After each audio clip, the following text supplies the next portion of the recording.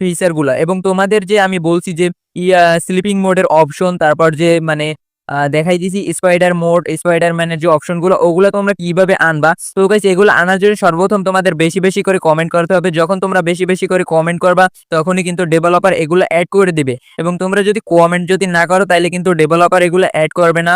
আর comment করতে হবে, like করতে হবে। যখনই তোমরা কমেন্ট করবা তখনই কিন্তু ডেভেলপারের চোখে এটা আসবে, তখনই কিন্তু তোমাদের এটা অ্যাড করে দেবে।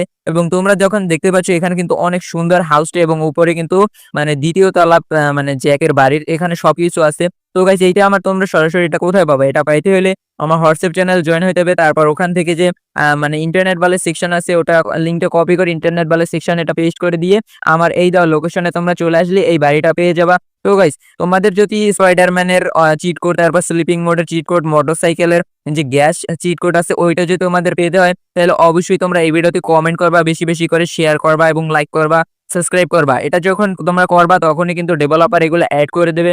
তো আজকের জন্য বাই বাই, নেক্সট ভিডিওতে দেখা হবে যখন স্পাইডারম্যানের চিট কোড দিব।